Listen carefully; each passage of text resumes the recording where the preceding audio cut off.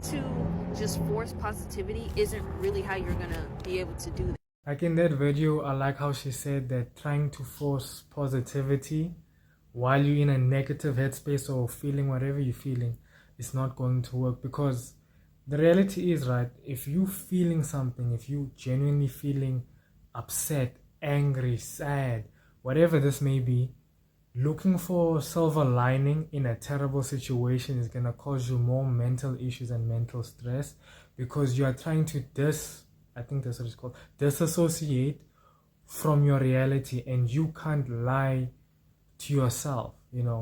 I think there's this whole thing of you need to look for the positive outcome. Sometimes life is just that horrible and life is just that bad.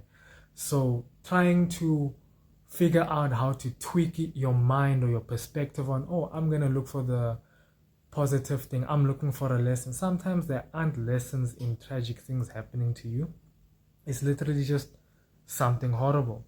And if it comes down to figuring out how you're going to process that emotion, the worst thing that you're going to do is sit in place and sit with it.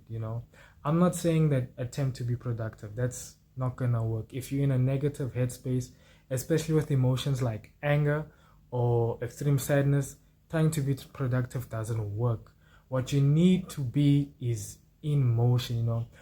There's this, I don't know who coined it or whatever, there's this statement that emotions is just energy in motion, and the only way to get it out of your system is to do something. I'm not saying you need to go on a run. I'm not saying you need to write a book. I'm not saying you need to even write it in a diary, right? I know for some people that works, but that doesn't work for everybody. I'm saying you need to find an outlet. I know for myself and how I've advised my younger siblings is that if you're feeling angry, right, don't go sit and try to calm down or go on a run, because chances are you get even angrier on the run, or you'll just run very, very far. And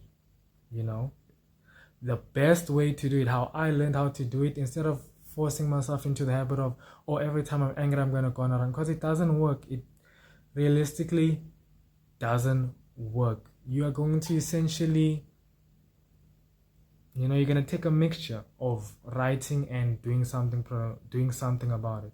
So what I did and what I told my siblings to do is, no, write on a piece of paper. Even if you're scribbling or anything, scratch on that piece of paper, crunch it. Now this works best if you have access to piece of paper, right? But you can do it with pretty much anything.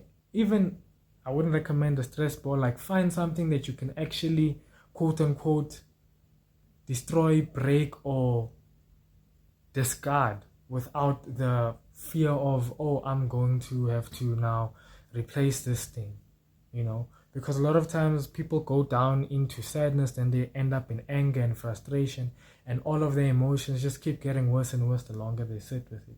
So realistically, the only way to properly solve this is do something. Don't be productive. Don't try and look for anything positive. You just need to do something to get the energy out. Even if it's not gonna be the most amount, you need to do something to take you from whatever state you're currently in and lower you to a point where, okay, it can naturally just exit your body, exit your system.